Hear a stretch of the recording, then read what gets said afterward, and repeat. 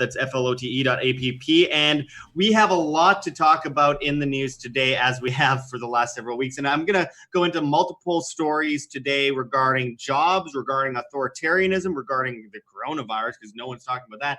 And we'll get to a lot of your questions shortly as well. Make sure to hit that like button if you haven't already, and check those links below. But first of all, let's go into this first article out of NBC News, which says New York has 10,841 new cases in one day, a record high, which is down the page there, Tim, if you scroll down.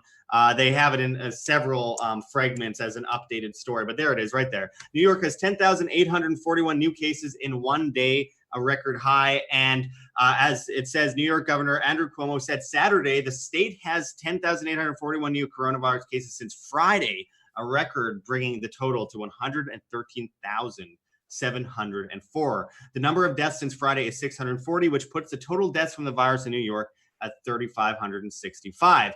Jumping to the next article out of CNBC News, as it says, Cuomo says New York could hit coronavirus peak in 7 days and says we're not ready yet. Well, there are certain people out there that are ready. I'm going to read those bullet points right there. As it says, Governor Andrew Cuomo said on Saturday that New York had about 7 days to prepare for the coronavirus apex in the state, warning that we're not yet ready for the high point.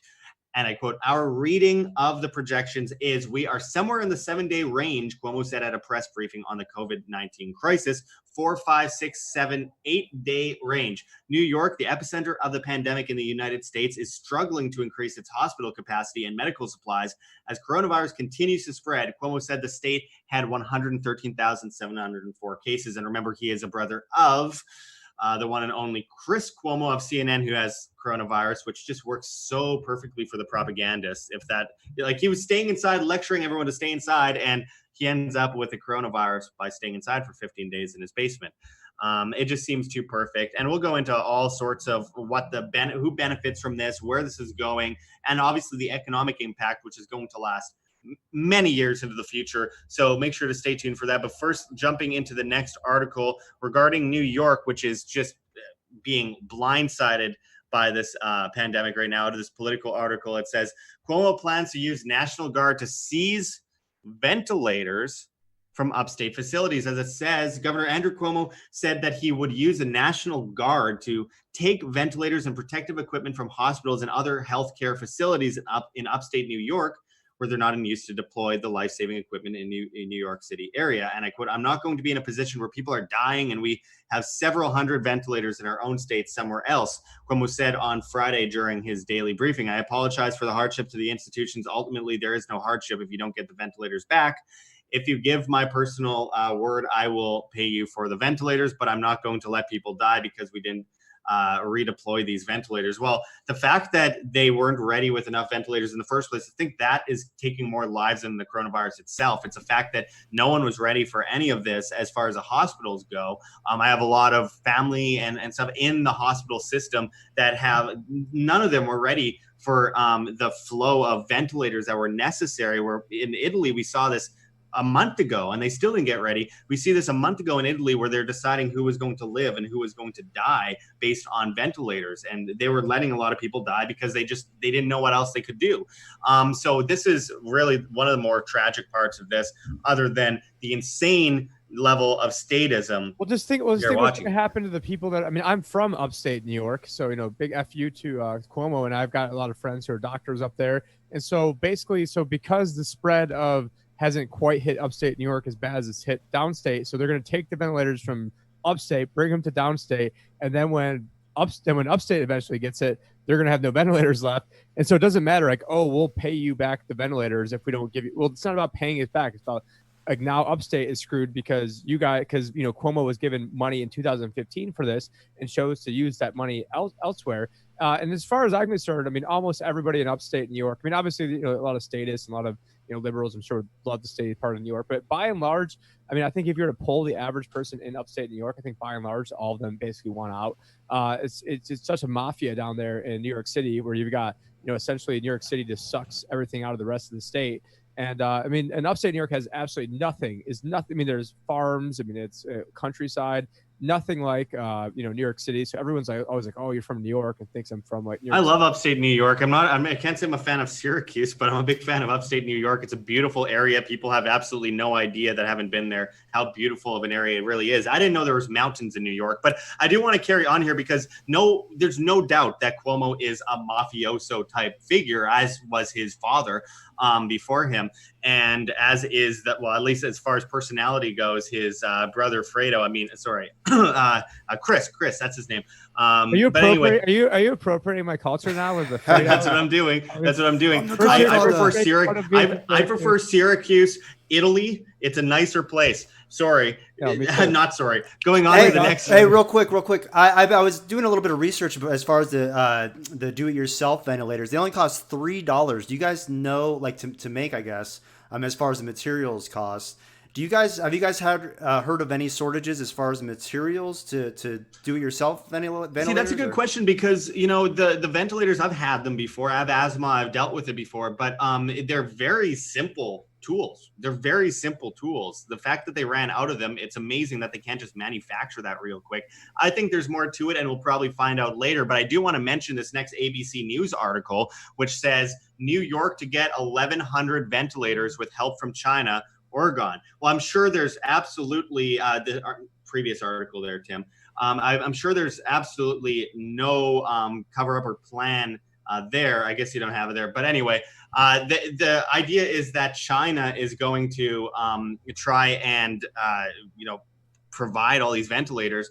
I'm sure that they don't have anything up their sleeves at all, no ulterior motives at all.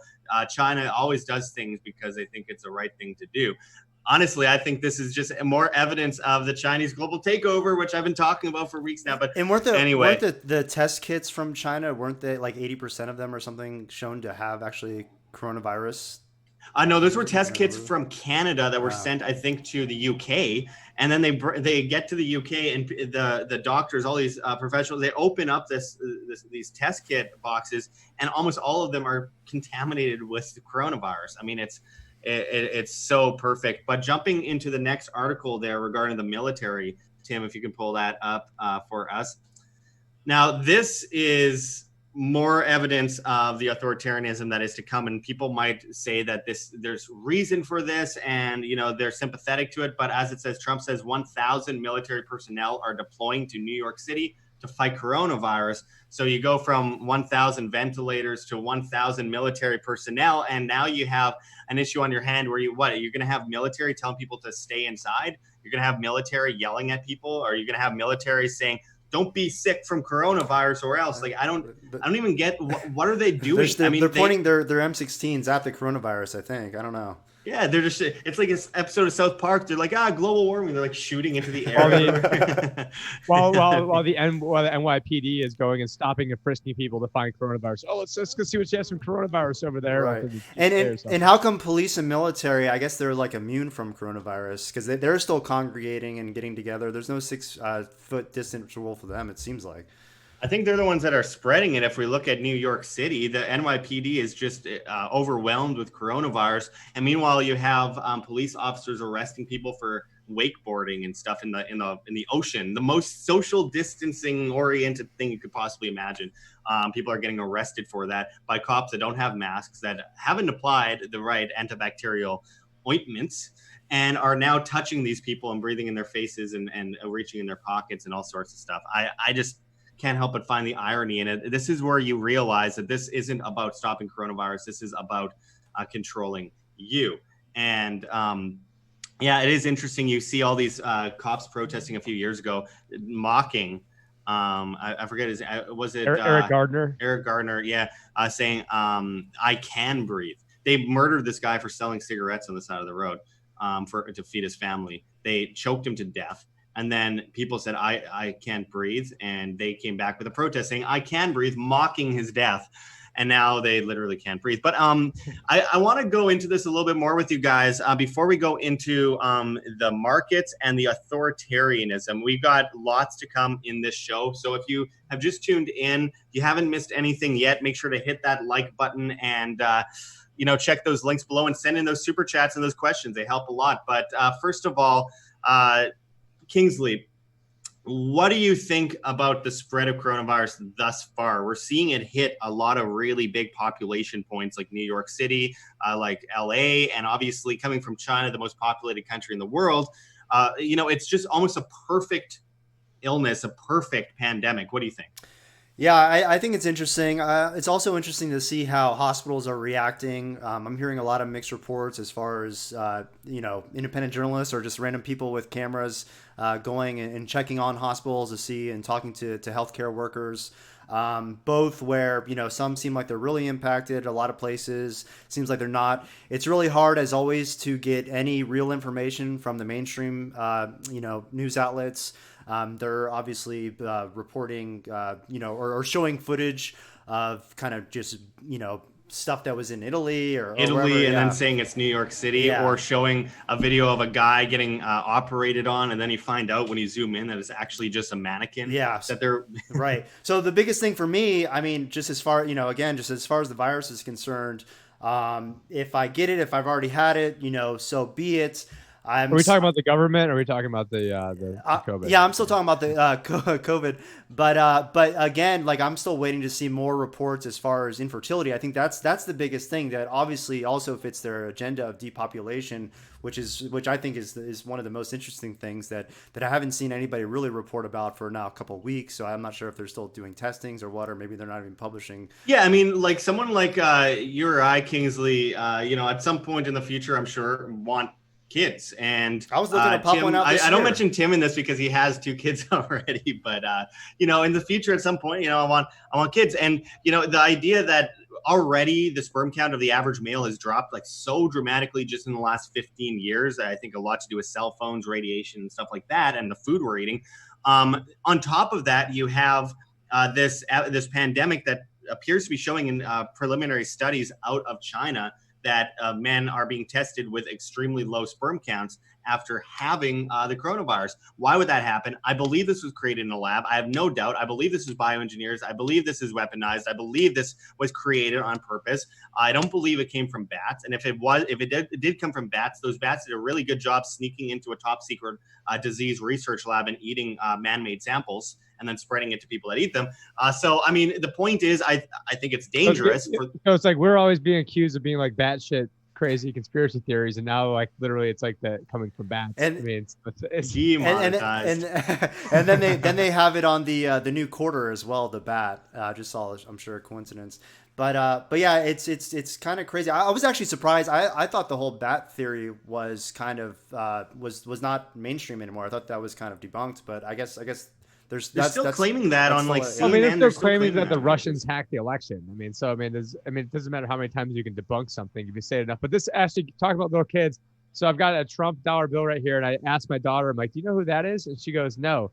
I know who Josh is. So I mean, she doesn't know who the president is. So I think she's doing Josh for well. Prime I think Minister we're of all Canada. more important. I think we're all more important than politicians here, and I think every one of the viewers is as well. And that's what the only way to solve problems is with a money gun. It's a Donald Trump money gun. Make it rain.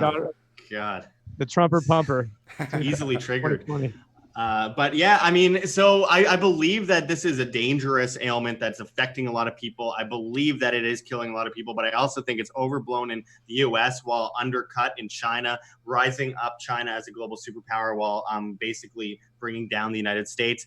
And I want to jump into this next link here, Tim, which I find crazy. If you guys haven't seen this before, and we'll let it replay from the beginning in a moment here, but this is the U.S. weekly initial jobless claims in thousands, and this is literally 1 week here. One freaking week. Let's point out that last week Steve Mnuchin, the Treasury Secretary, actually said these job numbers are irrelevant. Yeah, and look at that. Look at that. This is, I mean, that looks big. Okay, that's crazy. Okay, we're getting to 2001, and then you get to 2008 coming up right here. And now watch this, guys. This is absolutely insane. And keep in mind that the labor force participation rate was hiding the actual numbers of unemployment in the United States until recently. This is absolutely insane. This was all, I mean, I knew it all along that they're going to pull the rug from Donald Trump, the dumbest thing he could do. And all the supporters and all the cute people, everybody. I mean, I jumped off the Trump train as soon as he picked Jerome Powell. because I knew the guy was a globalist. And I'm like, do you guys actually think the Fed and all of the powers that be and the intelligence agencies, that they're all just going to let Donald Trump have the next election? They're going to pull the rug out from him. And that's why I talked about it in the very first podcast I ever made. I said, do not go along with the stock market hype. They're going to pull the rug out from you some way. And I think that this was a whole pandemic where they want to figure out some way to get him out of there. And what better way to get him out there than to completely, mother off the only thing he has going for him, which is the economy.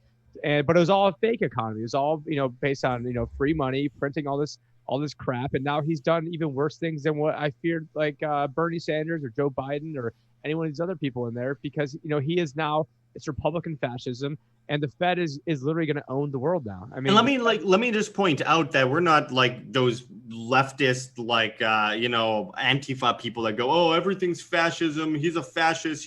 He's doing crazy fascist things. It's not that. It's a global establishment that's. I bought a signed Donald Trump hat before the election. So unless you've got a signed Donald Trump hat, you want to call me a libtard or anything else, I actually spent money on this, and it's, I don't know. I don't know. The fact that you actually did, I don't know, maybe. Josh, why do you have this loser on your show? No, I'm just kidding. All I know is, look. That's a very good investment when no one thought he was going to win. It didn't cost anything, and now.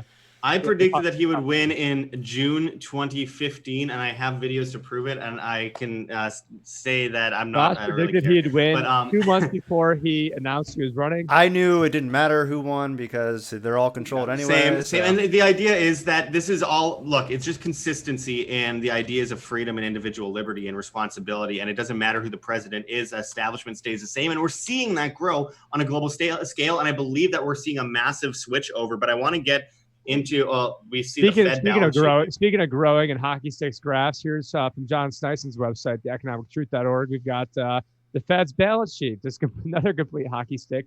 I think this is basically only round one, and the next round is going to be much bigger. They're talking about this paycheck protection program and having another round of it. I think that's flooded with problems as well, because they're saying, oh, well, you're not allowed to fire anybody if you take this money, but maybe you need to cut costs if you get the money. And so they're creating a lot of perverse incentives like usual. And right.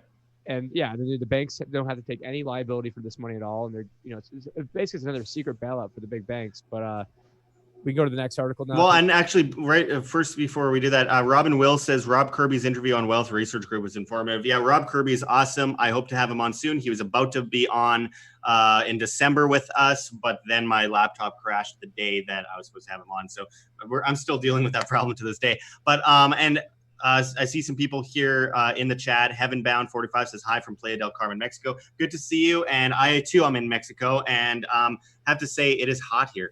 Let's go into the next article, which we kind of alluded to in our previous video, but I think it needs to be said, especially considering that chart that we just saw. 10 million Americans lost their jobs in 2 weeks because of coronavirus. Economists who study unemployment appears to be a path, but they didn't think. Look at it from this perspective. You are looking at there conservatively 60 million in the United States, and imagine how that's going to end up for the vast majority of people. How people will react to that. How people will fight in the streets over food, and with the lack of money that everyone has and the lack of the value of the dollar as the dollar completely collapses, as they print insane amounts of money. And we're not the only ones in the world. For those Americans out there, let's jump into the next article. For those in Australia, 1 million jobs lost over coronavirus pandemic. Closure of many non-essential businesses in Australia, like pubs and cinemas, led to an estimated 1 million people losing their job overnight. And that was from March 24th. We're looking probably at why can't they close down now. The government? I mean, isn't the government the most non-essential thing that there is? And that's the one thing that needs to be cut. So, I mean, they're doing the exact wrong thing everywhere. Exact opposite. What they need to be doing is, and I did hear Peter Schiff talk about this, where he goes, what we should be doing, and this was a George Costanza skit, is just take all everybody in Wall Street, everybody in Congress, all the politicians, everybody on CBC, and figure out what's the one thing everybody wants to do, and then let's find the most polar opposite thing from that, and that's what we should be doing, because that's basically what we should be doing. We should be cutting government right now, and instead we're massively expanding it. And yeah, I don't want to get too far ahead of myself. Well, and I'm going to jump to Kingsley in a moment here. I want to jump to the next article first because it also regards Australia, and it says unemployment will be with us long after COVID-19 has left.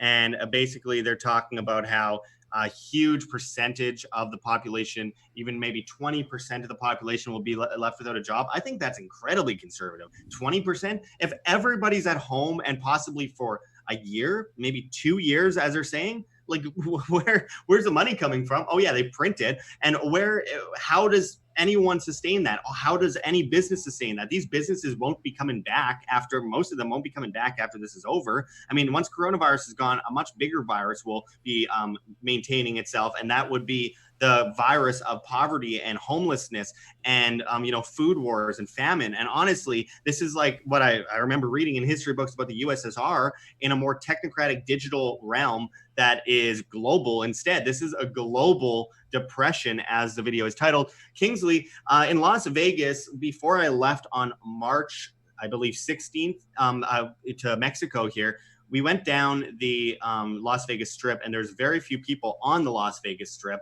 Now, almost everyone has lost their jobs in Las Vegas, like in the casinos and all these major industries that keep Las Vegas up and running. Their taxes are very low in Las Vegas, but also a lot is funded with gambling, with tourism, and that kind of stuff.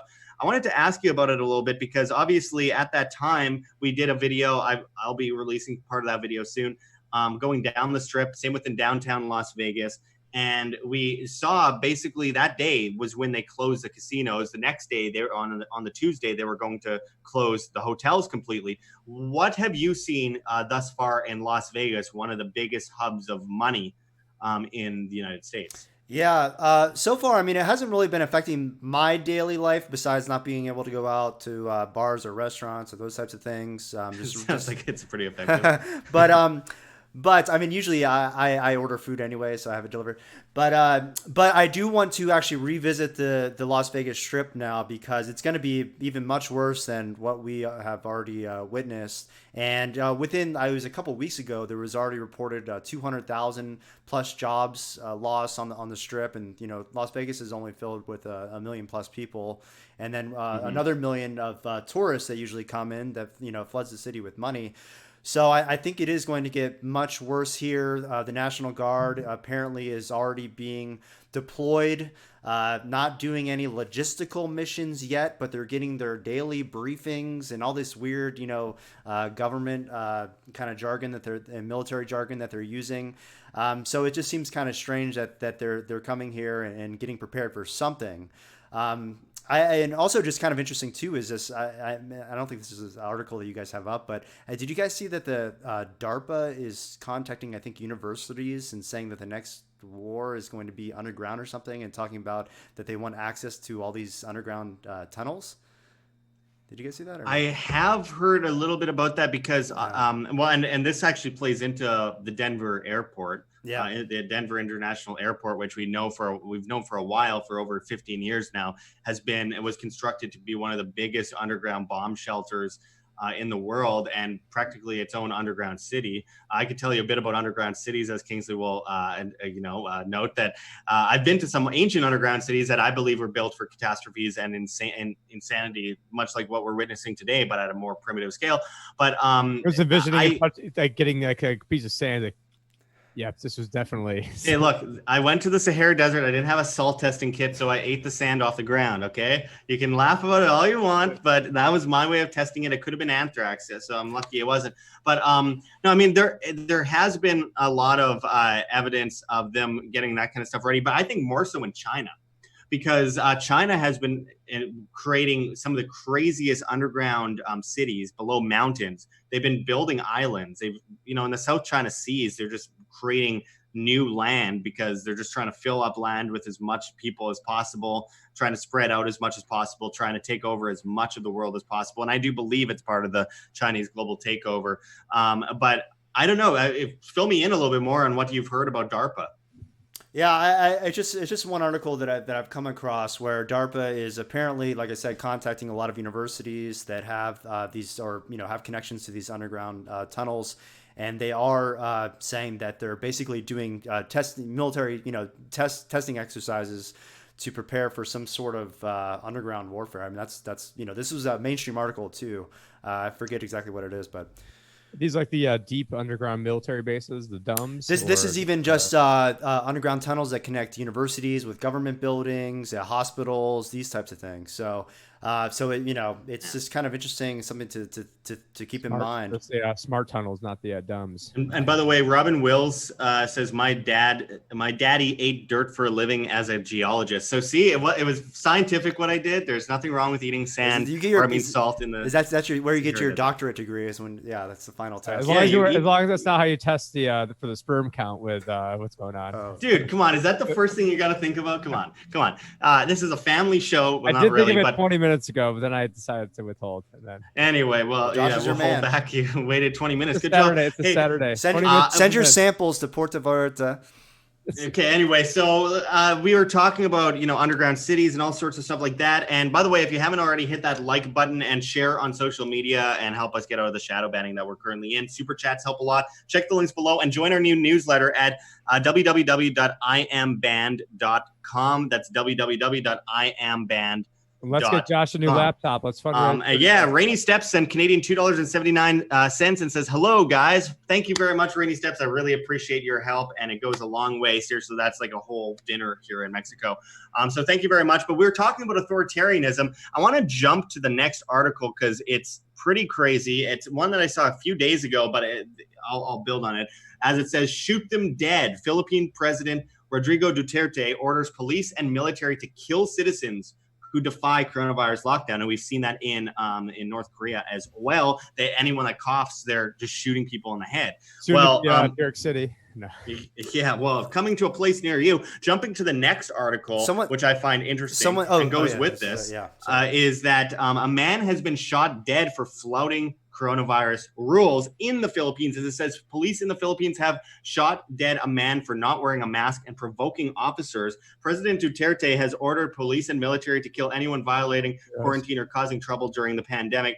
Not wearing a mask. Well, this is Luke Radowski approved. What do you think of it? Of like this jump in authoritarianism worldwide? We're going to jump into more articles right away, but I mean, it just seems like this has been the perfect excuse to crack down on whatever remains of individual liberty. I guess we will start with Tim.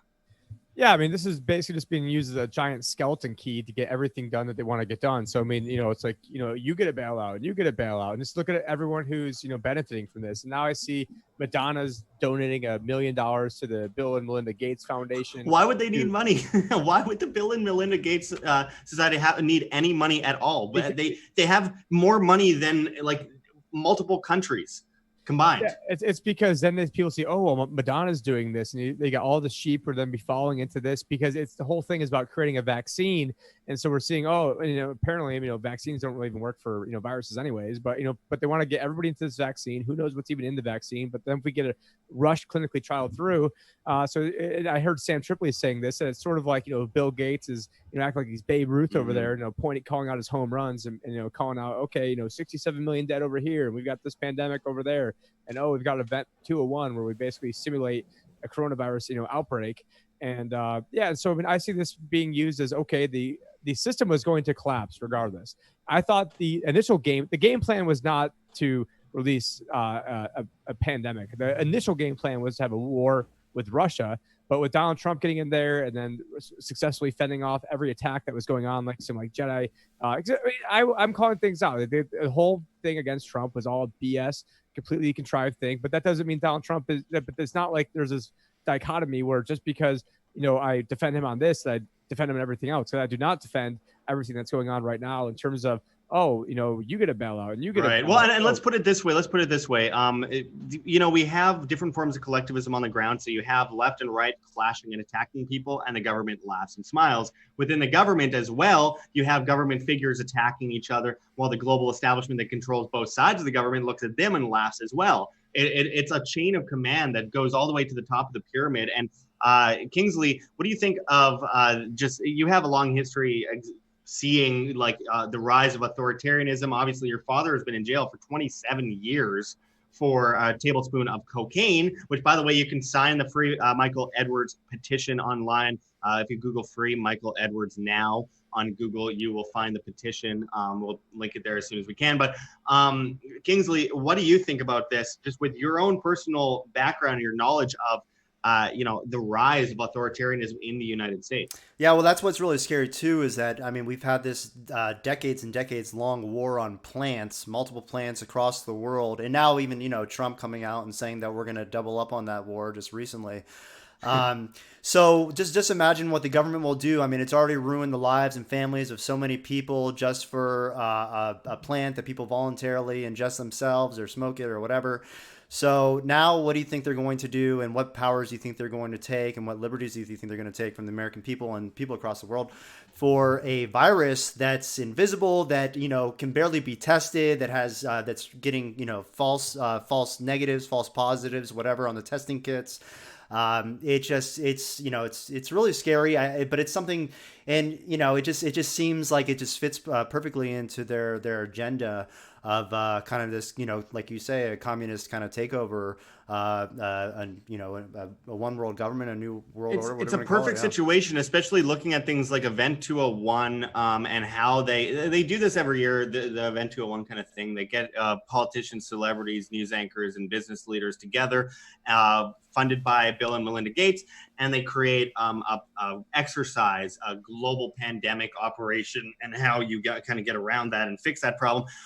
And that is something they do every year. But this year was very, very interestingly similar to what we've seen this year. And also they had military war games in Wuhan, China, just days before the breakout. I believe that there's a major power shift to China, the technocracies and the cashless societies of the world. But also, it's just a perfect situation for them. Everyone goes, please help me, government. I need help. We are all sick and dying by this thing that you spread. So now we need your help to come save us. So now you get forced into your home. You're not allowed to leave your home. You get 1-year prison sentences in Maryland and 1-year prison sentences in Virginia, where they're also taking the guns and you're not allowed to protest. But everyone says, okay, well, this is or practice martial arts in Virginia either. But, and they get forced into their homes. It's communist private property takeovers.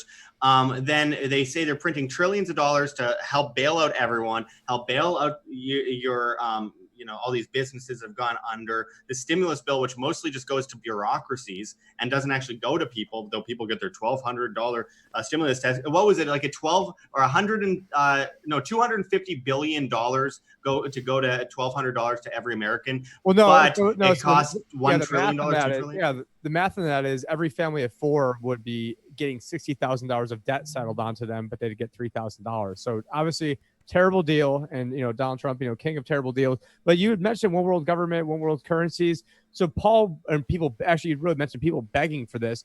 So Paul Warburg, who is the creator of the Federal Reserve System, so in the play Annie, he was Daddy Warbucks, and in that play he said, or not in the play, but in real life, he said we shall have a one world government. It's only a matter if it's through consent or conquest.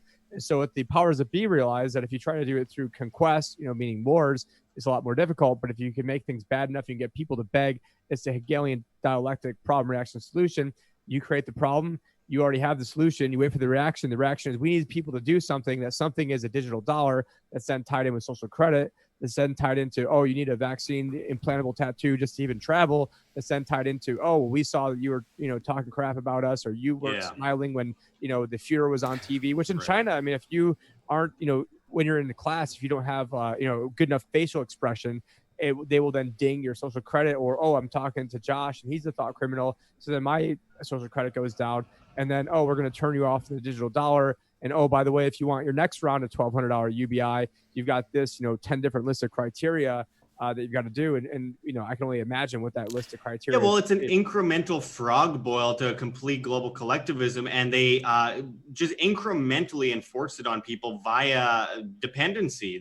With the school system, with media, you name it, they've slowly made people weaker, dumber, and more dependent, generally speaking. And it's led to people just saying, okay, take my house, take my property, take my money, 65% when you include all sales tax, every single thing combined. It's insane. And then on top of that, forced vaccinations, cashless society, technocracy, facial recognition, social credit, probably via Facebook. And we're not talking about cryptocurrency here. We're talking about government enforced cashless centralized societies via legal tender laws, all tied into the banking system. And then you have military in the streets. You're not allowed to walk outside. And it's apparently not social distancing to, sail in the ocean by yourself. But it is to be thrown in a prison cell with 60 other people. And now we have Bill Gates coming out publicly almost every day talking about immunity passports. Now the UK has been saying that they're going to plan to create an immunity passport. So everybody that's had the virus, or as I'm assuming will be vaccinated by the virus or has their vaccinations, will get vaccinated by the virus. Or you know what I mean, for the virus. Will be able to travel freely and all this other stuff. Probably you won't be able to work unless you got vaccinated or had the virus. Who knows? And then we have Google coming out and using our phones to track us and show social distancing scores. Now people are even opting in to give their data to show like, oh, I'm good. I'm 6 feet away from every other phone in the world. It's so strange. It's a perfect walk right straight into a social credit system. It's exactly as many of us predicted, and it's happening so fast, and people are so willing to just throw away any freedoms. It's a Republican tyranny that we're getting, so it's good now. So I mean, it's the crazy thing is it's still communism.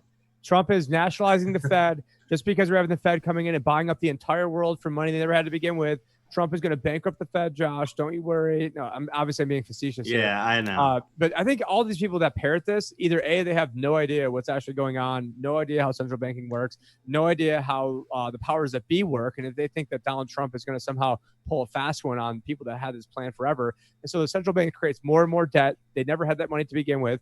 And then now they're the highest lien holder of those corporate bonds. This is it's fascism, what's actually going on right now. Absolutely, 100%. I do want to quickly, before we go on to the next stories that relate to this subject matter, because there are a lot of them, I want to tell everyone, once again, hit that like button if you haven't already, and check those links below and join our new newsletter at www.iamband.com. It's linked there below, and you can become a client of Tim Pachotes at thelibertyadvisor.com. We'll go into much more of that later on in the show. I want to give a big shout out. We're still working over here because I already had an all virtual staff of everyone I work with already was working virtually at their homes. So right. This pretty much fell right. It's great. Well, everyone's working at homes right now by gunpoint, but I've built a business where it's all people working virtually around the country, working from home. That's one of the plus sides, I think, is that a lot of people are going to reorganize. Supply chains are going to be reorganized, be more localized, decentralized.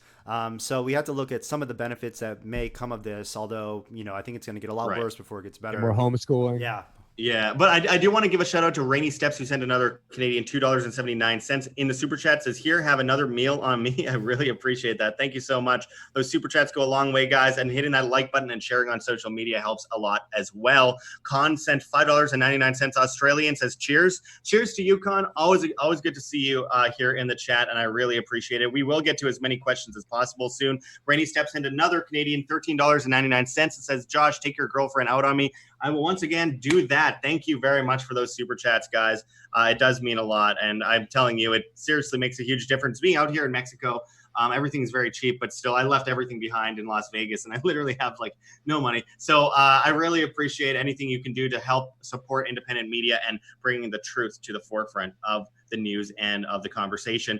I want to jump into the next article regarding Kentucky here, because this is crazy and is exactly what I expect to be laid out in the near future here. It's ankle monitors ordered for Louisville, Kentucky residents exposed to COVID-19 who refuse to stay home. People might want to walk their dog or something. People might want to, I don't know, go for a walk in the woods completely away from everyone else. People might want to, I don't know, even go to the grocery store, and they're misunderstood as people violating, like we've seen in Spain with police beating people in the streets, even with permission slips. That you need a permission slip to go to the store, guys. To go to the store. People in Louisville, Kentucky, everyone's going to say I said that wrong. Louisville. It's a big problem because this is just the beginning. Having an ankle monitor on because you might have wanted to, I don't know, have a little bit of freedom here and there. What do you think, Kingsley, about this ankle monitor? So I think it's interesting because it all comes down to common sense. I mean, I think in this story it goes into how this guy did test positive and he was still going out and interacting with a lot of people. So hey, if you're not feeling good, just like if you have the flu or anything else, let's be nice to your fellow human being, and let's not be a dick. Yeah. Let's not go spread it and kill an old person. Right. Yeah, exactly. I mean, people are dying from this. The numbers, are maybe higher or lower than what they're reporting, but people are dying from it. I mean, I see more and more people on my feeds, social feeds online of, people being affected by this.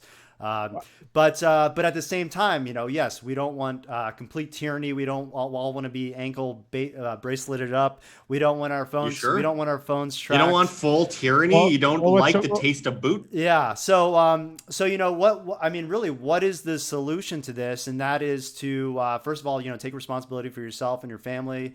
And I don't know, as far as like some guy that's just being a dick like that, I mean, you got to, again, just protect. You have to protect yourselves when it comes down to it. Well, the community can come together on that. But Tim, what do you think of not having your local kids' play parks roped off and taped off with tape and your tennis courts taped off? Well, I said screw it, and I went anyways today. No, I did. No, you need an ankle bracelet. No, I did go to play tennis, but everybody else was too much babies to go there, so I couldn't play by myself there. But yeah, it was all taped off. But then the park was taped off. My kids are still playing for probably at least an hour, anyways. But this all makes, because I know one of the folklore stories, I mean, this is true, is that Michael Jordan in 1997 finals had the flu, and everyone thinks he's a hero. In hindsight, I mean, he's just a dick. Could have gotten the entire place, coming down. Did they win that game? I do. Yeah, I do believe he did win the game. I don't know. I didn't. I haven't paid attention in a while, but yeah, he's won a lot. So yeah, my guess would be yes. But Michael Jordan knew how to win games regardless. I mean, he ran circles around most people. But I mean, yeah, it's a totally dick move because you get the whole team sick with the flu. Like, seriously. And isn't that what happened with the NBA when one guy got the coronavirus after breathing and licking a bunch of things? Oh no, that guy! There's a video of him, and he's purposely trying to be a dick, and he just goes over to every single item on the table and he starts touching everything. He's like, I'm not worried about coronavirus. He's going and touching everything. And even if you don't care about coronavirus, if you have a cold, if you have a flu, why would you do that? Why? That's like Kingsley's girlfriend or fiance, I'm sorry, touching me in the nose when she was sick with a hookah thing because she thought it'd be funny, and then I got sick. Why would he do that? Hey, what do you think, Kingsley? I love my fiance, so no comment. But and also, if it's to get, we're trying to get you. If it's to get you sick, I have no problems with that, no qualms. But yeah, again, just use common sense. It's no different than getting. I mean, there's actually much more deadlier diseases out there. So just be cautious or be cautious of what you're doing with who and if people get together voluntarily, if you're having get-togethers or whatever, this type of thing, then just know, you're at risk and take responsibility for yourself. And we have a lot of conversation in the live chat about, China and Asians and all that. Because let's be realistic here and let's not generalize. The issue is that, China has one of the largest outgoing tourist industry in the world. Anywhere you go in the world, you can be in the middle of the Sahara Desert where I was, and you'll still see a busload of Chinese tourists everywhere you go in the world, to the point where most tourist attractions in the world, no matter where you are in the world, there's multiple Chinese restaurants and Chinese flags and stuff like that. I see it in Vegas too, and they tried to build a casino based on Chinese tourism, just like they built one based on Japanese tourism. It ended up failing, but it was off the strip. Nonetheless, the point is that it's a huge tourist industry, and at the beginning, within January, during, I think, the middle of January, during Chinese New Year, Las Vegas is one of the biggest places in the world to host Chinese New Year celebrations. So while they were banning it in China itself, the actual Chinese New Year celebrations, millions and millions of Chinese people were abroad looking for Chinese New Year celebrations, and tens of thousands were in Las Vegas at the Bellagio. And you went there. And I went there, and I didn't know. I got there, and I'm like, what's going on? Oh, man. And I mean, and look, obviously, a person is going to go like this. If they see that, a lot of them were coughing, and it just looked like a lot of them were sick. And I'm like, oh, great. But with that said, it's the governments that spread this in the first place. It's weaponized. Illness is spread one way or another. It does every year.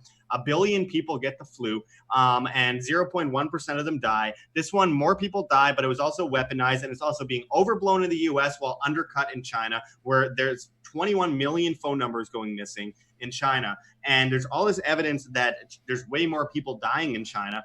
While in the U.S., there's all this evidence of them calling people who have heart attacks or pneumonia or whatever it might be as coronavirus patients. It's happening every day in the news. They're saying a little boy who died in a traffic accident, who got hit by a car a few days ago, I believe it was a 5-year-old boy, died by getting hit by a car, and the news said it was a coronavirus death. I mean, so this is why nobody trusts anything anymore. On the opposite side of that spectrum, I have heard reports of people potentially dying from it, but they weren't able to be tested for it too. So there is, right. There is that. Have you guys looked into as far as what Sweden's doing? Because apparently they're just going on as if well, John Snyson's not here, so he hates. So he's always got commentary on this. Well, in Belarus too. Belarus's president was playing hockey a couple days ago and said, "I would rather die standing than on my knees." And a bit of that kind of resonated a little bit for me for a second. I'm sure he's a criminal like every other hockey part. Yeah, exactly. But he's like,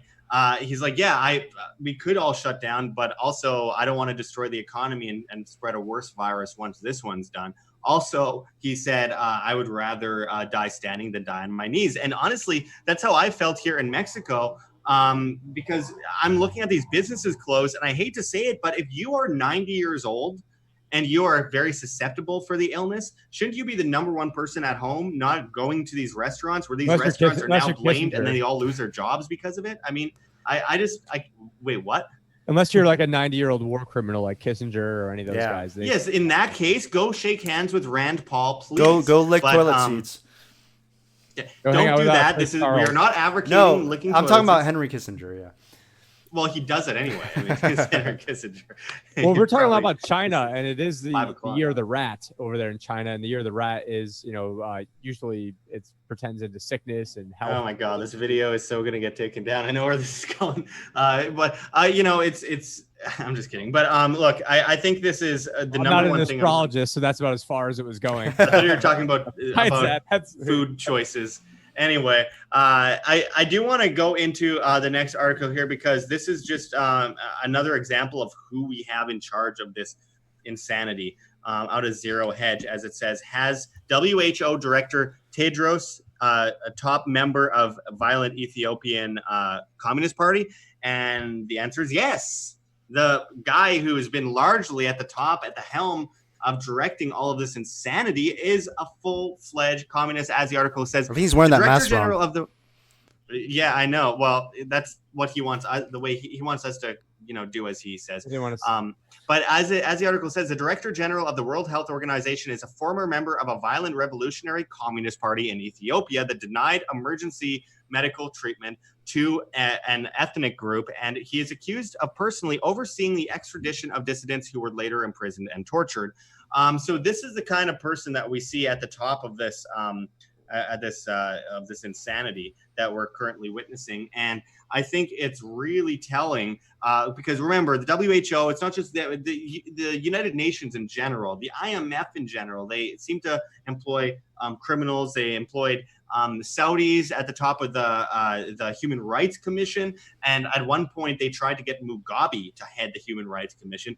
Zimbabwe's Mugabe, the guy who had likely executed thousands of people and was a communist dictator, he's the guy, he's dead now, but he's the guy that they wanted 2.5 years ago to head the Human Rights Commission at the United nations. These are the people that are giving us marching orders. And as I've been talking with a lot of Mexicans here, no one's buying it. Almost everyone here in Mexico, this is one of the reasons I love it here, is that they're all conspiracy theorists. They're all saying this is all part of a global control plan. And they're all saying, I'm an anarchist. I just believe in living my own life and being free and making my own decisions and being left alone. And they're like, this is what most people think here, which is why we don't like to get marching orders from the United Nations. And that's what I've heard from dozens over here so far. While everyone in the U.S. is shelter in place. Sorry, go ahead. Mauritania is on the Human Rights Council now, so you got so shout out to Mauritania. I cannot say anything because I'm going back there, but for multiple reasons, Libya, that's wrong. Libya, we know how much, yeah, we know how much Libya is human rights in Venezuela. Yeah, and that's the one thing. I mean, you always have to question authority. It doesn't matter what your title is and all this kind of stuff. I mean, look in the background of everything, question everything, and this is why, like, even during school, like I never really just took the teacher's word for it, or even my mother's word for it. She'd always give me shit growing up. But because it's whether what they're doing is right or wrong, and who that individual person is, and what their history is. I mean, this is what these people do. They just get in these power positions, and then they start demanding all these crazy things. And it's like, wait a second, let me just take a step back and ask, who are you and what are you asking? It doesn't make any sense. And what is your authority over me? Why does ink on paper suddenly mean that I have to pay you 65% of my living and bury my head in the sand? Kingsley, I'm your mother, and we're being homeschooled. You know exactly who I am. But anyway, and talking about these people in power that think they have some power over you, and I'm going to get into the super chats and everything in a moment. Hit that like button if you haven't already. I really appreciate it, guys. Tinkerbell just sent £2 in the super chat and says hi from Manchester, UK. Hi to you as well. Glad that you're joining us. And of course, we just had Stephen Kendall on from Manchester 2 days ago. Thank you very much for the super chats, guys. I really truly appreciate it. But getting into that Zero Hedge article that he just had up on the screen here, this is very interesting. Failure could set the world on fire. Kissinger warns world leaders of apocalypse period post-COVID, and he basically warned that we will see an end to the current New World Order within this crisis, as it says in this article. The last time we heard from former U.S. Secretary of State Henry Kissinger, he was warning that a permanent conflict between Washington and Beijing would be unwinnable and lead to a catastrophic outcome, that being that China rises up, and that's what his plan was all along when he met with Mao Zedong in the 1970s. Carrying on, it says, and I quote, "It's no longer possible to think that one side can dominate the other. It will be worse than the world wars that ruined European civilization," said Kissinger. And now the former U.S. Secretary of State has even more ominous warning. The U.S. must protect its citizens from disease while starting the urgent work of planning for a new epoch. The surreal atmosphere of the COVID-19 pandemic calls to mind how I felt as a young man in the 84th Infantry Division during the Battle of the Bulge. He's had many battles of the Bulge since then, by the way. Now, as in late 1944, there is a sense of inchoate danger aimed not at any particular person, but striking randomly and with devastation. But the 96-year-old notes there is an important difference between that faraway time and ours. American endurance then was fortified by an ultimate national purpose. Now, in a divided country, efficient and far-sighted government is necessary to overcome obstacles unprecedented in magnitude and global scope, he says. Sustaining the public trust is crucial to social solidarity, to the relation of societies with each other, and to international peace and stability. Nations cohere and flourish on the belief that their institutions can foresee calamity, arrest its impact, and restore stability. When the COVID-19 pandemic is over, many countries' institutions will be perceived as having failed. Whether this judgment is objectively fair is irrelevant. The reality is the world will never be the same after the coronavirus. To argue now about the past only makes it harder to do what has to be done. And he basically said that we are witnessing the end of the New World Order, the current one. And I believe he's basically saying it's a bridge over to a new World Order. To an even worse New World Order, or even more of a technocracy. he was an integral. He was one of the most important parts of creating that New World Order back in the Bilateral. 1970s. What good has he Meeting with done? Mao Zedong. Why again, like him and Paul Krugman, like when I see even articles written about him, I was like, I try to ignore these people. Like, well, this is what they claim that he had done. Reading history in the late 60s, early 70s, basically they thought that he helped end the Vietnam War, which is laughable. And also that he formed an alliance with China that they thought was an imminent threat back then, and that they would kill or they would cause massive casualties in the United States and go to war, causing a new red communist global war. But the difference is that, I mean, he just formed an alliance and a monopoly of power in their direction. He got the Nobel Peace Prize for it. He met with Mao Zedong against Nixon's wishes, forming an alliance with a bloodthirsty murderer who killed 50 million people. That's 50 million people. And then led into the creation of the Trilateral Commission under Zbigniew Brzezinski. And that created what we now know as technocratic China. That is what created the powerhouse we have today in China. And that's why I believe this was weaponized. I believe he was, in a way, part of creating this pandemic in the first place. And I believe that this has led into China saying, well, they weaponized this illness that was created in the lab, coronavirus, COVID-19. It spread around the world. Everyone thinks China's going down and everyone else is fine. World Health Organization says, don't worry, go outside, lick door handles or whatever. CDC says the same. I remember reporting on it in December. They were like, there's no Italians say go hug a Chinese citizen day. Or something. Well, that was a thing. And that's the thing. I mean, like it's crazy because they engineered this. And now China says that there's no coronavirus there, even though there's millions of people going missing, including many journalists, by the way.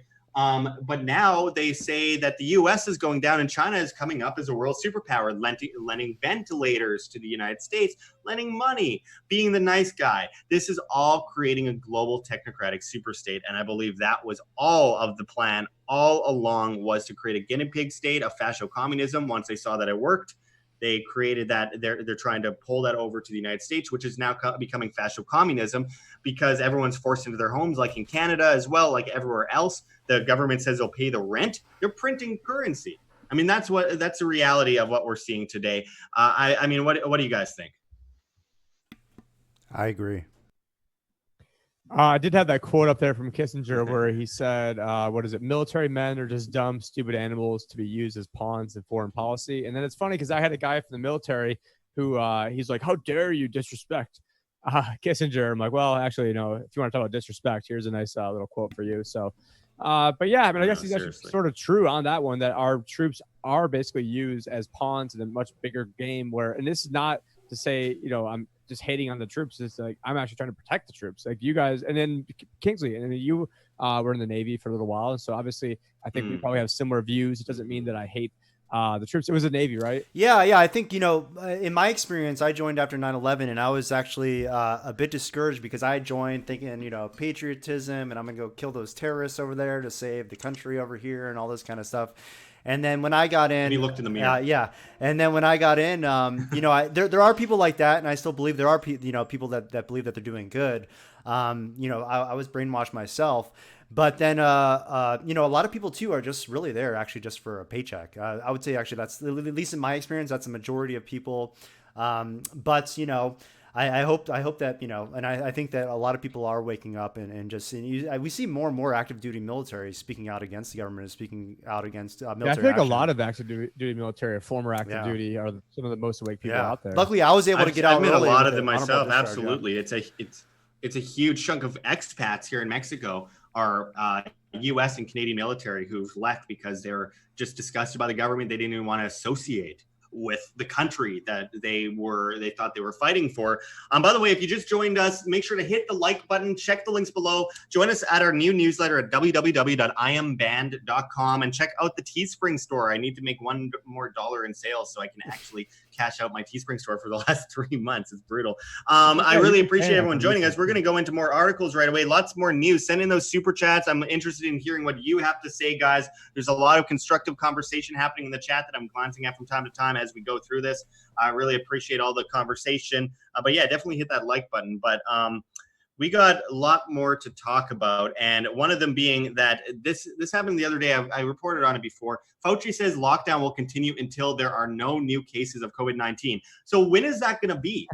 When is that going to end then? Like, that could literally go on. One person, like, after 4 months of nothing, one person gets it, and suddenly it's like, oh, we got to stay locked down, and I guess we're not. 5 years later, that is the most stupid thing to go on. This is like the height of ridiculousness, because there could be one person sick, and then now the entire country is just on lockdown. So if like one person, then what does this extend to? Like, oh, we've got someone who has the flu, and so now we need to go lock everybody down. And I mean, a lot of this, even legit flu strains, could be getting worse because of all the different people half-assing it when they take different medications, when they creating all these super bugs. And so I see this, but the thing is, I mean, does big pharma want to stop this? I mean, no, because if they stop this or they found a cure for anything, it would stop all their money trains. So I guess that's part of the conspiracy theory of And also, I do want to add that Fauci is known. He was heavily involved in the HIV epidemic in the 1980s. Not that he was giving it to everyone, but but he was heavily involved in the HIV epidemic. Sorry, that was terrible. And but it was crazy because they over exaggerated those numbers too. They were showing that the same amount of people had died the year before in these African countries as they had on average that year. But then they were saying there was like millions, tens of millions, even maybe hundreds of millions of deaths from AIDS in the area. Well, they were representing every cough, cold, pneumonia, any illness as like a lion attack as AIDS, and counting that into the number. And Fauci was heavily involved in the fear mongering regarding that. Again, coronavirus is a dangerous thing. It was weaponized. It's being over-exaggerated in the U.S. and under-exaggerated in China, and I believe there's a reason for that. We have yet to actually get to the end of the climax of that propaganda, but we'll find out, I'm sure, very soon. I have my ideas, but I want to get into the next article too, just briefly. Just reading the headline of the next one is that it says coronavirus social distancing may need to go on for about almost 12 months, UK's scientific advice says. 12 months? And they were also saying maybe 2 years for people 70 and older in the UK, that they can't leave their home. I mean, this is slavery, guys. Are you going to die on your knees or not? If this isn't the time to fight, I don't know what is, but they're using something to pull on people's heartstrings, a perfect situation to get people to go, we need to do something or else we're irresponsible, we're killing grandma, and we're going to cause everyone to die. All this happens right after Kingsley moves 4 doors down from you, and then all of a sudden he's got the perfect excuse not to be within 6 or 12 feet of you. I know. Unfortunately, then he left too. It all lines up. Too suspicious. But yeah, I mean, it's getting again, really bad. Even one of our developers for Float, he lives in Chile, and he already has now his temporary basically pass where he has to inform the police whether where he's going and why. And so it's basically, evolving into this permission-based society where you have to let the authorities know what you're doing, why, and eventually I think it's just going to get more and more where they just deny because you're not part of this essential business, essential function, blah blah. You're not making ventilators. Absolutely. You're not bringing people off to these camps or whatever. Who knows how bad it's going to get? But it doesn't seem like it's going to get good anytime soon. No, this is going to, long after the coronavirus is gone, we're going to have an impact that's going to last many, many years into the future. I can't even imagine how many lives it's going to ruin. I think millions of people are going to die because of it, not because of the virus necessarily, but because of the impact on the economic system. I want to quickly give a shout out to Rainy Steps, who sent another $2.79 Canadian dollars in the super chat. And says, great discussion, guys. Thank you very much. We always appreciate your support, as always. Thank you to everyone that sends super chats, and hitting that like button helps a lot too, guys. And check those links below. But let's get into the next thing, because I think this is a major part of this story that we're going to get into a bit deeper today. And then we're going to go into Float in a bit. But first, I want to talk about this. This is out of Reuters, technically Thomson Reuters Foundation. U.S. airlines apply for U.S. payroll help, but terms still unclear. We're talking about a massive bailout, like just a ridiculous bailout of the airline industry because all tourism is dead. There's very few planes in the sky, and Puerto Vallarta, the only planes that are leaving from one of the biggest tourist destinations in North America, are this whole month is on the 4th, I guess today, one to Tijuana, and then on the 6th, one to Mexico City. But those are the only flights over the next month at all, period. The airport's empty. There's no one there. And we're seeing that all across the world, just empty ghost town airports. It looks like the mall apocalypse in airport, in its airport version. But I want to get into the Financial Times article, which is the next one here, and we're going to get some insight from Tim Pachot right away on this. I think I've hit my five article limit for the month on Financial Okay, Times. well, anyway, it says global economy set for sharpest reversal since Great Depression. IMF head warns downturn is steeper than financial crisis as data reveals job loss. And, there's pictures of a shuttered pub in Baltimore, and the U.S. economy shed 710,000 jobs in early March. And that's in early March.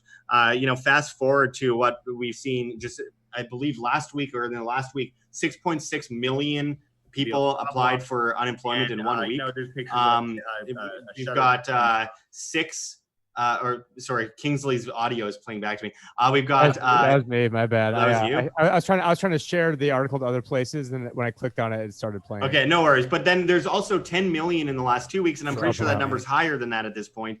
And we're probably going to say a conservative estimate, 60 million jobs lost in the United States in the next short while. And the impact on the economy cannot be even examined or understood. But the U.S. economy shed 710,000 jobs in early March, ending 113 months of continuous job growth, which was fake and faulty and nonsense based if you actually look at the labor force participation rate. But jumping to the next article, which I find interesting, is that unemployment in U.S. and U.K.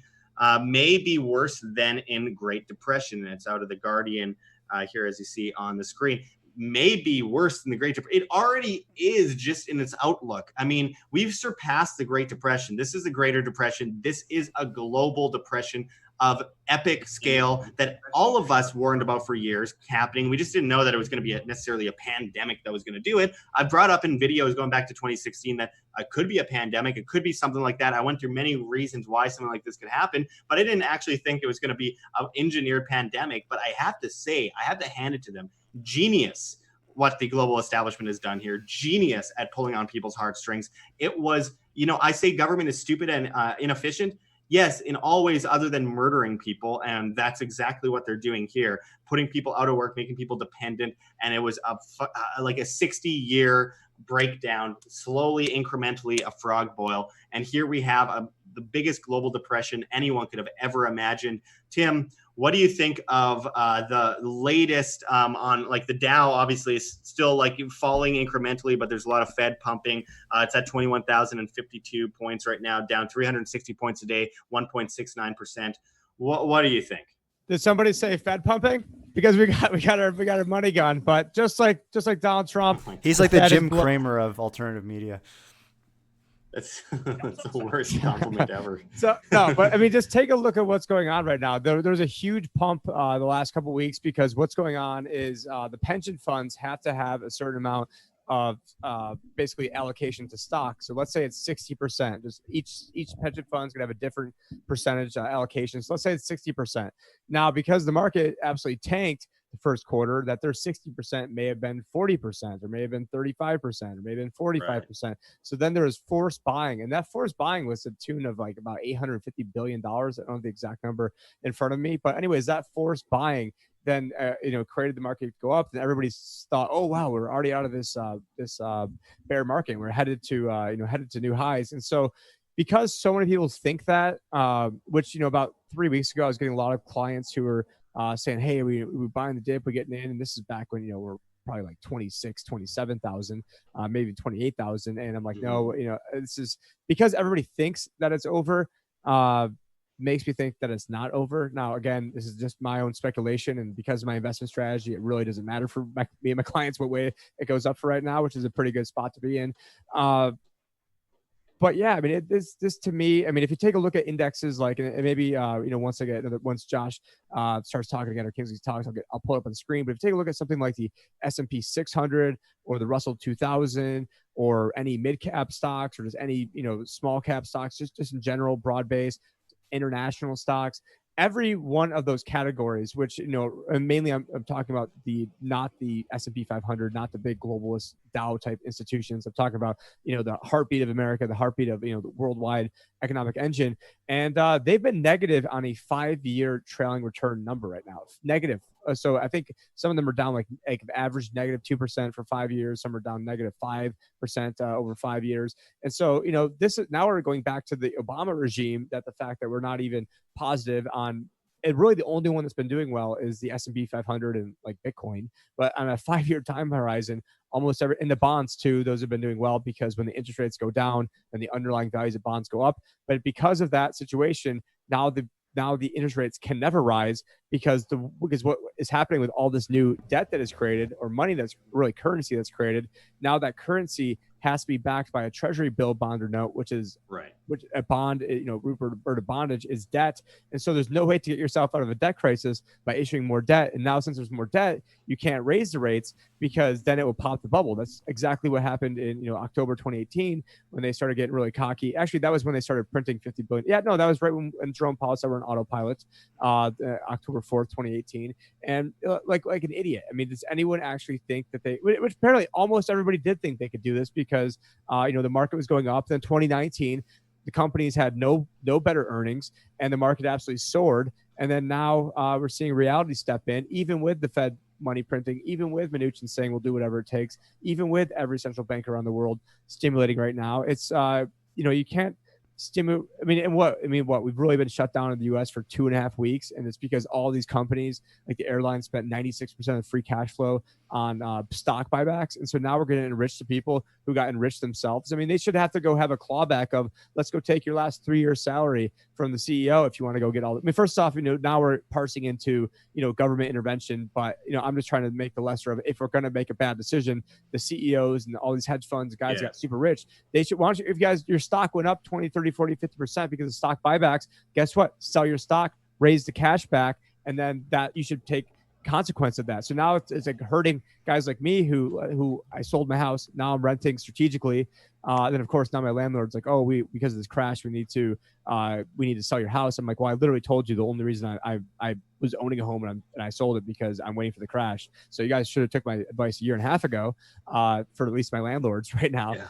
So like you guys are honestly going to think you're going to sell the house at the end of June when you get it, or by the time you get it, it'll be like July in Phoenix. I mean, who wants to move July in Phoenix? There will be some predatory people that come in when the price of the house drops like a rock because of the Airbnb bubble, multiple things. I mean, there's housing bubbles across the country. There's many issues that have been facing the housing market for years, and it was only a matter of time for there to be a catalyst to bring down those dominoes. And right now we have 20, 30, 40, 50, 60 mortgages owned by many Airbnb hosts, super hosts, and stuff like that, and they have no customers, zero customers, and in many countries they're completely shut down, so they have no way to pay their rent. They're out of money. They have no way to pay their mortgage, and eventually that's push is going to come to shove, and that's going to be dramatic. The tidal wave of that doesn't this seem like? And honestly, oh, sorry, finish. Well, I think that there's a chance that we could see something like Airbnb completely collapse. Doesn't this seem like the perfect storm for Bitcoin and cryptocurrency? Especially with the halving coming up in May, and a lot of people now are sitting on cash on the sidelines because they've cashed out, from the stock market or even their 401k plans potentially, and so now we'll see this, potentially hyperinflation or whatever, at least more inflation than we're typically used to. And it seems like crypto has a real good fighting chance here. Well, yeah, right now Bitcoin is sitting at $6,841, which isn't great, but it's amazing compared to, just in comparison with last year at this time, and 2 years before that. And honestly, I think that we're on a very good timeline here for something like cryptocurrency, especially with the May 14th halving.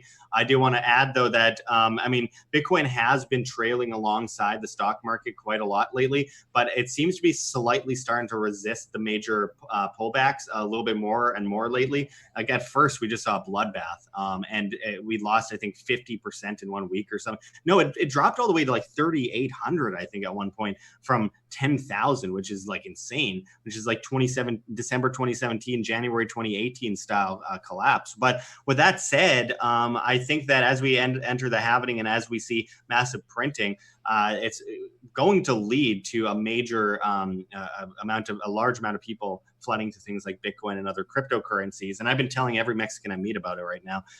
And obviously Ethereum's at $144, XRP is at 18 cents for some reason. It still exists. Bitcoin Cash is at $238.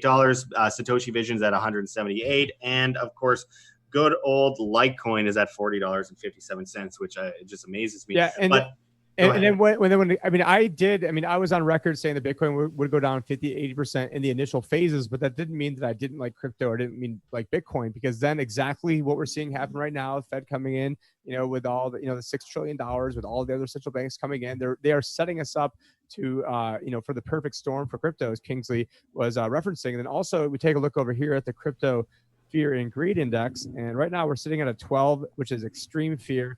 And pretty not financial advice, but what I would say is almost every time it's been at the level, it's been a pretty good time to buy, in case the SEC is watching, past performance indication, future returns. But if you do end up making a lot of money because you're sitting on some bags, I do have trust strategies where you can sell your crypto into charitable trust, legally avoid all capital gains. So for every $1 million, you're talking over $238,000 of savings, plus tax deductions on top of that. It's really a sweet deal. The older you are, the better that deal even gets.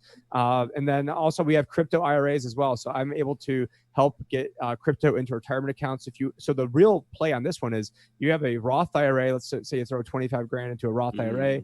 It's in Bitcoin. Those gains are all then legally tax free upon retirement. There's other special caveats where you take it out for first time home purchase, blah, blah, blah, some other caveats in there. But for me, the reason I was thinking of this in 2017 is when I was doing this, where essentially if people are coming up to me, they're like, hey, let's cash out our 401k. And I'm like, well, if you cash out your 401k, and I was using an example from January of 2017. I'm doing this off the top of my head right now, but January 1st, 2017 to January 1st, 2018, if you had cashed out your 401k, you would have had about $890,000 a year later. But if you would have done a Roth conversion, you would have had $1,033,000. So you're talking about over $100,000 extra dollars. In my example, in your example, you had to give the government extra money in terms of the penalties. You're actually giving the government extra money. You also get private keys. So it's just the time to do it is now, not when it goes up to 20,000. And so that's not like that weird mentality that a lot of people have. It's a psychological thing where people want to buy at the top and sell at the bottom, and it's just out of fear. It's fear and greed. It's literally fear and greed. A lot of people don't know. You don't have to buy a full Bitcoin. You don't have to buy a full anything. You can buy $10 a day or whatever. Not financial advice, but dollar cost average, people. I mean, this is time and tested, especially for cryptocurrency. And it just, the time is now. I mean, honestly. And by the way, if you want, you can become a client of Tim's by checking the links below at www.thelibertyadvisor.com. Check those links below. So hit that like button if you haven't already. I address one of the haters in here. So it says Josh was talking about total control and an NWO system, and Tim is selling services as things would go on as normal. So let's say let's just unpackage what I was just saying. So if you had your retirement right now, which is completely in the system, what I'm saying is if you had it into cryptocurrencies where you have the private key, and if things go on as normal, actually I'm betting on things don't go on as normal and those investments skyrocket, and then there's no way for the government to confiscate it because you have the private keys. And so what I've just helped innovate is an escape route. And then here I am getting people who are just pissing on me for thinking, oh, this guy is just trying to get everyone in the system. No, a lot of people are already in the system, and I'm help bridging them out of the system and putting them on a much better path. And sorry I didn't, pimp things harder back in February, where if you would have listened to me, you would have, made 25 last year, down 5 this year. What other financial advisor on the planet has done that? So to see me, getting these, all these crap comments from people saying I'm a sheep. Sheep for what? Yeah, that doesn't make any sense. I mean, just because I have a background in financial services as well, wealth management, and I wanted to get into what exactly you're doing, Tim, because it helps so many people. And as far as I know, I mean, there's very few advisors out there that even know what money is, where it comes from, how the markets work, what the Federal Reserve is actually doing. They're all just reading CNBC and all this kind of stuff. So, I mean, someone like with the expertise of Tim, and maybe if few others. I still have yet to find really, maybe, Schiff, I could have said Peter Schiff maybe years ago, but now that he's been anti-crypto, I don't give him any credibility. Kirk Chisholm that Tim interviewed recently is really knowledgeable in all this stuff too, and I advise people to check out that interview. We're both on the same team. So I mean, basically, the guy that owns my advisory firm is he's ranked 7th most influential advisor in America. I don't even bring that up. So it's more than just me over here. And so the firm's Innovative Advisor Group, I'm the Liberty Advisor. It's just my personal moniker. But I've surrounded myself with other people that are experts, and I really think that we can help. I mean, there's just so many. Here I am, as I'm picking up all my Trump like fake money dollar bills over here. Talking about wealth management, helicopter money, and obviously, your network. Helicopter's not enough now, Josh. They actually said that we need to have B-52 bombers dropping off money. I forgot which government official said that, but the helicopters. That's not. This requires much. Oh, and a new meaning to a money bomb. Yeah. Oh my God. Well, so hit that like button if you haven't already, guys, and check those links below, and you can become a client of Tim's. There's a lot more to get into. Rainy Steps sent Canadian $2.79 in the chat again. Says, great to see you young guys so on the ball. I really appreciate that, as always. It's always a factor of how long you just focus on one thing and really put your head in it, because a lot of people will find out at like 65 years old, they start looking into this stuff, and within 2 years, you got a good hang of it mostly. But I mean, it just depends on when you start. I started when I was like 10, so I just had a head start. But a lot of people start at 20. A lot of people start at 30. Doesn't matter if you have a couple years, you have a little bit of time to focus on a cerern issue. Then you can really. You and I were like 24 years old, and you're starting off at 10, but it was the same time frame. So it's just yeah. Well, 2004 to 2006 is really what my awakening. But Clifford Taylor sent Canadian $3.99 in the super chat. Thank you very much, Clifford. And he says fist bump with a funny sticker thing. All right. Appreciate it. Thank you very much. And I know we have another one here. Again, those super chats go a long way. So thank you very much, guys. I really appreciate appreciate all the help. I'm trying to get up to the other super chat, but my chat's being Josh yesterday was showing me his cupboard that was filled with super chat cookies and chips and things for him to survive in Mexico with. And we're gonna get this all hooked up on OBS Streamlabs. So if anyone's an expert out there and can help me out with this, I want to get it so when there's super chats and different things that pop up on screen. But yeah, we're getting over there. Yeah, absolutely. We'll be full-fledged news network soon. I've been saying that since like as soon as Josh gets a real computer. But yeah, so yeah, absolutely. When I get it, I need you guys for that. So check those links below. GoFundMe, Patreon, subscribe. Start just $1 a month or more helps save independent media, and I really do mean that. Rainy Steps sent another Canadian $2.79. It says, at what point do the super rich start to worry? It depends on which super rich, because I mean, right now, Bill Gates is getting himself ready for a huge payday, probably engineering some vaccine or something off of this. He did step down from Microsoft along with like every other major CEO in the world at the same time to focus on vaccines. I wonder where he's going with that one. And then somebody was in here was asking, I'm trying to get back to it. Oliver Warmflesh, can you send me a link about how you are routing your audio via the Zoom? And basically within Zoom, you can go live directly to YouTube. So it's just within the Zoom app itself. Not that it's a different question, but yeah. Right. Yeah. And by the way, Rainy Steps in another Canadian dollars, $2.79. Somebody asked, on you guys. Keep it up, guys. And I really appreciate that. Thank you so much. Yeah. We got Vishnu Nath says, where is John in the conversation? So he is in the chat right now. I wasn't sure. He's busy building 5G towers. He told me he can come on in about 10 minutes. I said I can't guarantee we're going to be on forever, but if you want to. Well, Kingsley's eventually going to have to go. So if he wants, he can step out, and then we can just bring in John Snyson. But nonetheless, Kingsley, I do want to talk to you quickly about Float before we go on any further here. Let's talk about float.app, flote.app, the future of independent media, and something that I believe is going to be crucial in this complete control grab that we are witnessing before our eyes as people are thrown in their homes, their properties are taken over. We're seeing fascist communism rise up, censorship on the rise. They're taking down coronavirus videos like crazy on YouTube with artificial intelligence deciding these things. Tell us how, float.app aids this serious issue? So AIDS? my mom and actually one of our co-founders, they just logged into Facebook. It's been a while. They don't use Facebook much anymore, and they both got flagged. One got flagged for a post in 2011. So they can't go live on Facebook for 30 days. And my mom got flagged for a post from 2012. No idea what the post is because it doesn't even show.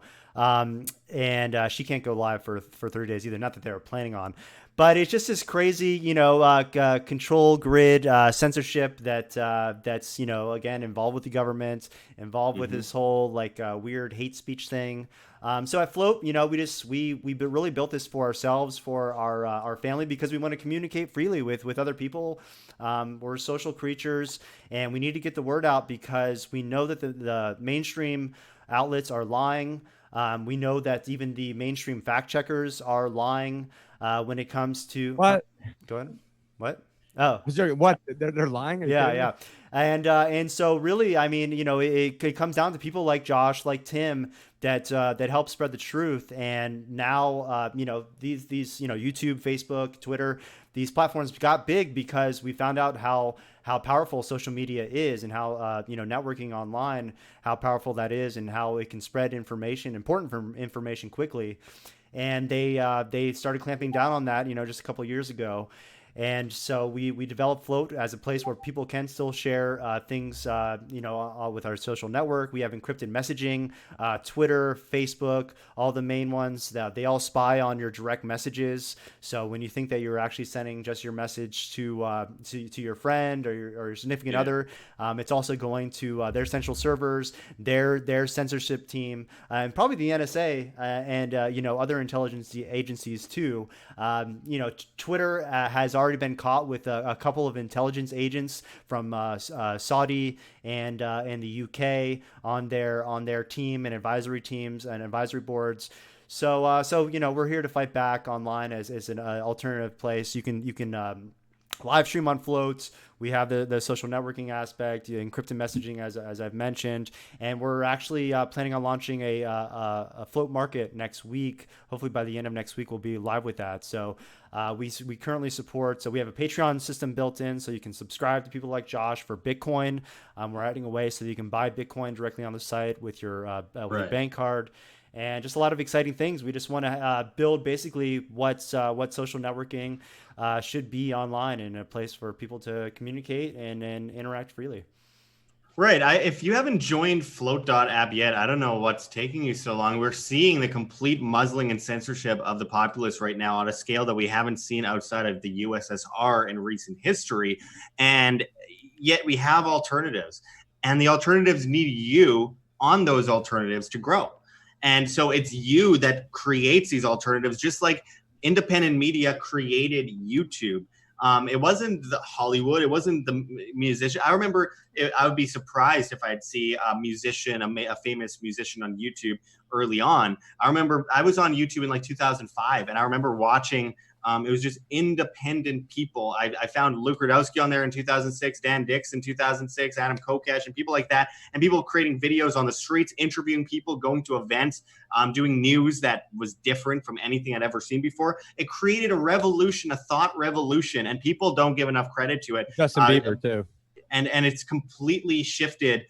In the last couple of years, you don't even see these people anymore. You only see Fox News, CNN, MSNBC, all the garbage globalist, mainstream medias that are covering up pedophilia with Jeffrey Epstein, covering up for these criminals, promoting massive all-out war and slavery. And then people say that I'm inciting violence by saying, let's not hurt each other. Let's defend ourselves, but let's not hurt people, go around killing people. And that's inciting violence. I mean, the doublespeak, the Orwellian doublespeak is on full display. And it's like they're reading 1984 and they're like, how can we do this as close to the book as possible and just laugh at it and watch as everyone eats it up despite having all the warnings necessary.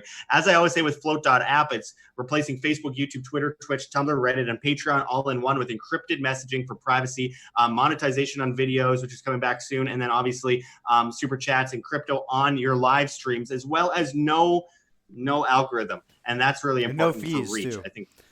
No fees. And also the privacy policy is ridiculously easy. It takes 2 seconds to get on there. So I'm at Josh Sigurdsson. I'm also at WAM, WAM. Tim is at the Liberty Advisor. And obviously Kingsley is at King, because he declared himself king of float.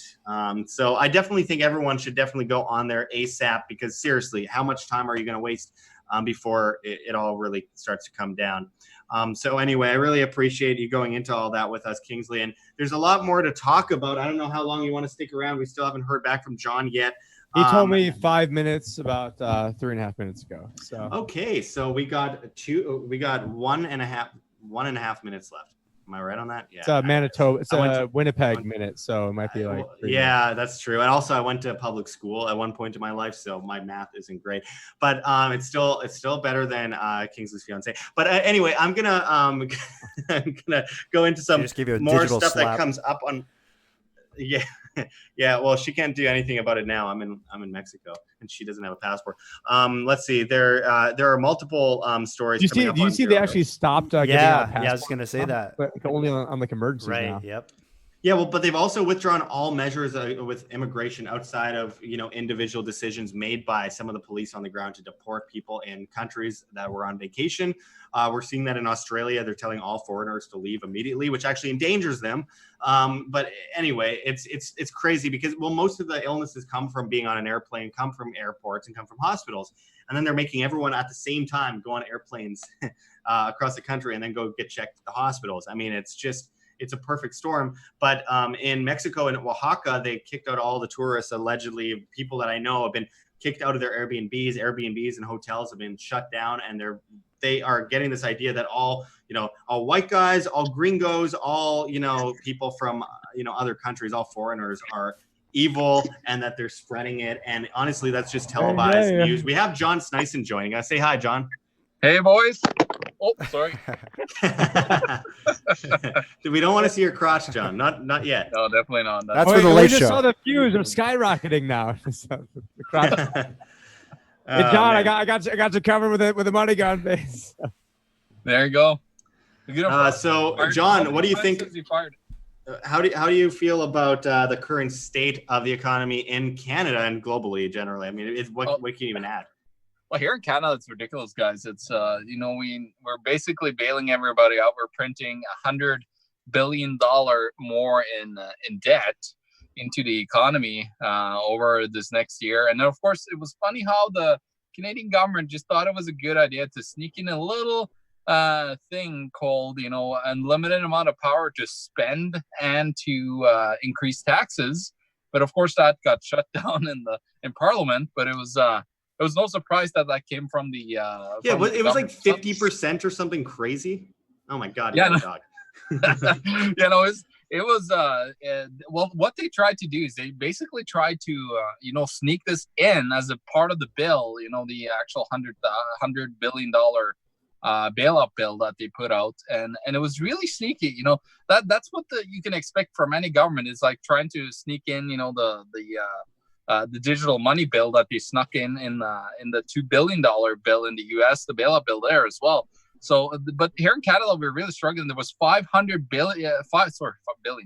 million mortgages that has now been deferred because people just can't pay their mortgages in just a little delay. For me, of course, it's fine. Like, I'm still working as this craziness goes on. I'm mostly, out of dodge of, being exposed to anything. So I'm fine. And me and my wife, we're both getting paid. So we don't have to worry about all this craziness. But it's, just seeing the amount of people that are in deep distress. I just swapped jobs to another company. And as I swapped jobs, they just laid off everybody in my other company. And I think it's going bust. So it was a smart idea to, move over and, get your ducks in a row, because this whole economic crisis is just going to keep on going here. Because it got so much debt all across the board. In the United States, the corporate debt is beyond belief. And then you got Nora in Norway and Canada is ridiculous. It's just like, this can't go on forever, guys. And all of you guys know how this whole Ponzi scheme is, on its worst, because you can really see that, they're really starting to struggle now. Like Kissinger coming up with a message like that. I was listening to what you guys were saying. It just tells us, it's very telling that, they're really shaking in their boots. The Komu fascists, as you call them, they're really scared of their whole world order falling apart, because you're seeing a lot of nationalism. But not only that, you're actually seeing individualism and people being told that, oh, maybe it's a good idea to, protect yourself, to be, an individual that have food and not being dependent on anyone. Those ideas are coming out in big time right now, because people are seeing it. That also was like, oh shit, going to the store is a problem. And that's, I was just like Selkirk, Selkirk, Josh. In Selkirk, they have rationing on food in the Safeway there, where they have like, oh, you can only buy 2 things of this, 6 things of that. At least you can buy Bitcoin at Safeway. Can Everything you buy Bitcoin that's happening at Safeway?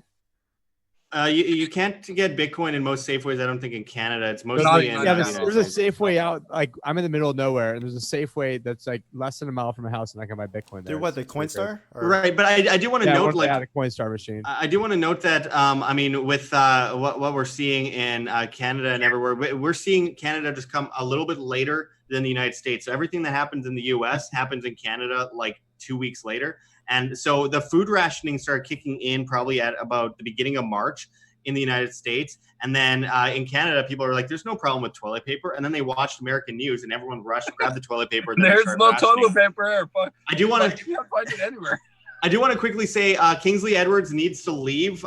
So thank you for joining us, Kingsley. We're going to go on with the show here, but say goodbye, Mr. Float. Yeah, thanks for having me on. And join float.com, join flote.com. See you later, John. Sorry, we couldn't talk more. .com? You got .com? You got the .com? joinfloat.com, yeah. Oh, joinfloat.com. Okay, or float.app, which everyone already remembers. All right, good to see you. Talk to you soon. Yeah. All right. So